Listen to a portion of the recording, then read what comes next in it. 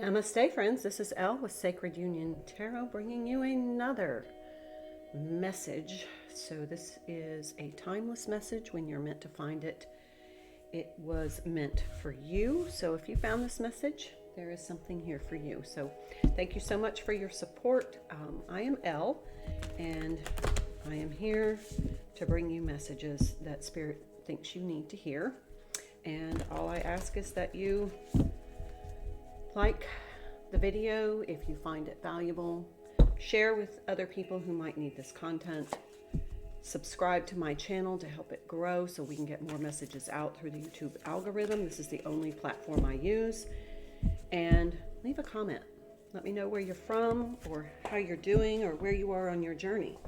All right, I'm starting off with the Lover's Oracle. We are now in Virgo season, so yay, new beginning. A new adventure awaits. Embrace it and live your dreams passionately. We saw in yesterday's reading that there was definitely Leo season was going out with a lot of sparks, a lot of passion, and possibly an intertwining of soulmates, twin flames, past life soulmates, or life partners. This is the power of love. You have purpose. You possess the determination and dedication to consciously demonstrate love. This is your new beginning. And present. You live in the moment and are able to bring forth the energy of love in your current circumstances. This is a shift for me. This is the energy of stepping out of ego, and that connects to a couple of readings that I just did. But you may want to go back and look at a couple of those because they have some more detail. But this is purpose and present, a little alliteration there. But this is a very light energy. It's almost like you're not taking everything so seriously. You're just doing, being joyful in the moment is the message that they're giving me.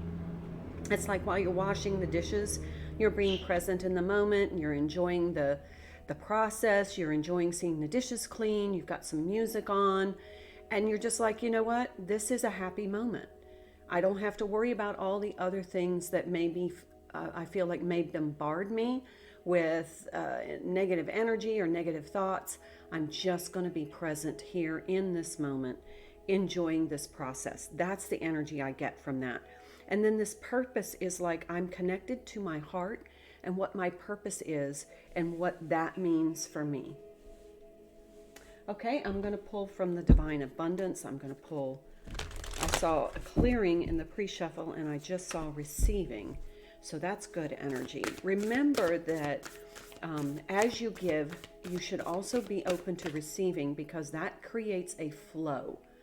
So as you give, the energy goes out, but as you receive, the energy comes in.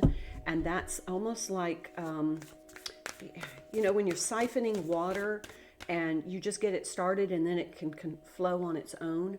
You're creating that connection between the molecules of the energy of the water, as an example. And it's just now flowing. But if you let it get stuck behind ego or pride or, resentment or anger, and then it just backs up. And then you have to release it again. So what you want to do is be present in that moment and allow those energies to flow. That is, I think, our task for Virgo season. But also we're going to be focused on our health. We're going to be focused on getting our space organized, releasing some items that have become stagnant for us, and also just getting in connection with our environment, whether it be nature or your home. Okay, let's pull this one, signs. We've been seeing this card.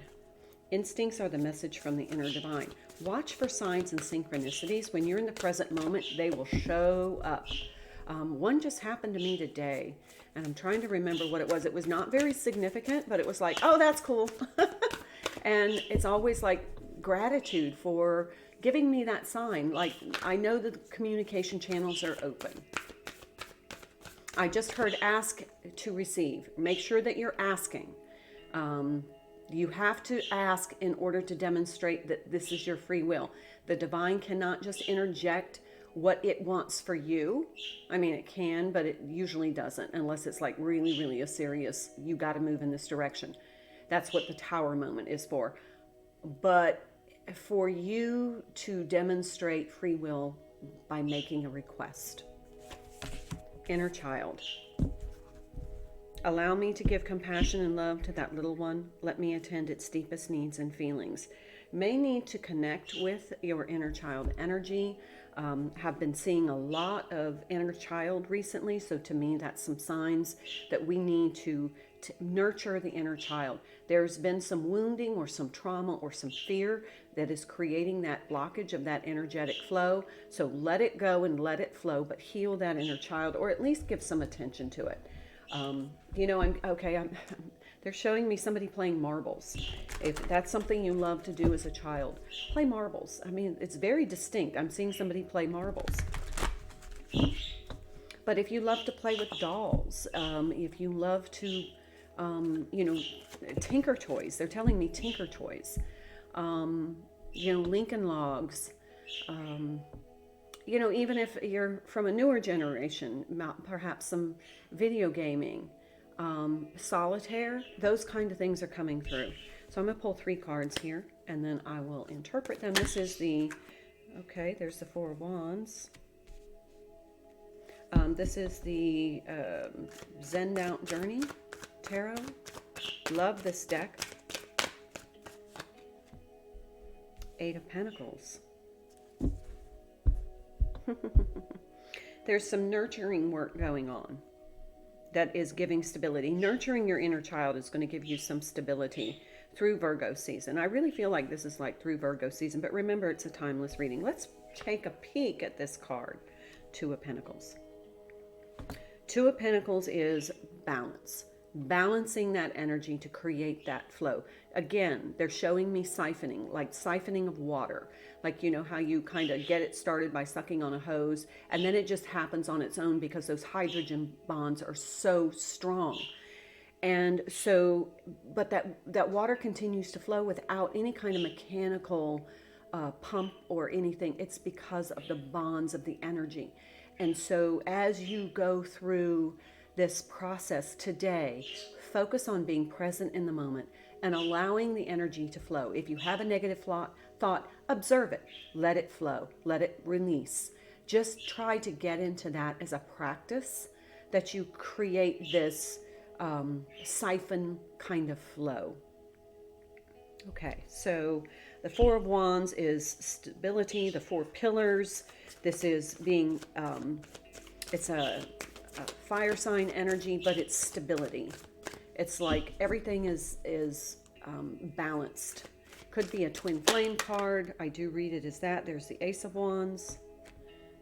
And then the 8 of Pentacles in this card, you can see it, is very nurturing. See how she has those pentacles so gently laid in her hand, and they're blossoming.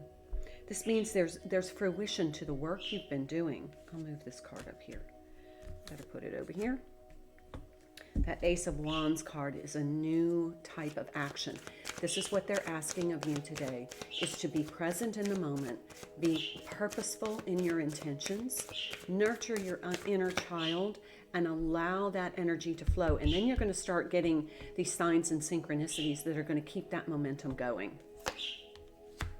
Another Wands energy. This is Knight of Wands.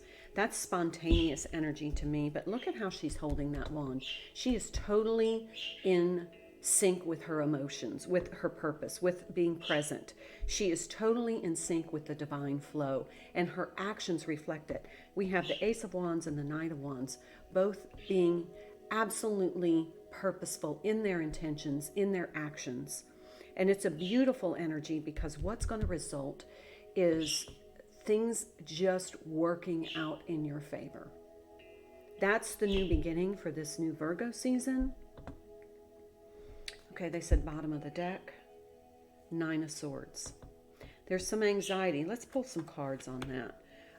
There's some anxiety here. Don't allow that anxiety to create a blockage. What are you worried about? What's bothering you? What are you losing sleep about? There's a fear here. What's the fear? Your thoughts are overwhelming you. Don't get into that energy. When you get into this Nine of Swords energy, go back to the present. Take a deep breath and focus on your breath work. It'll draw you right back. Yeah, there's Four of Swords. There's been something in the past that has been hurtful to you. See the Three of Swords here, and then we have the fourth sword laying down. Here, I'll move this up.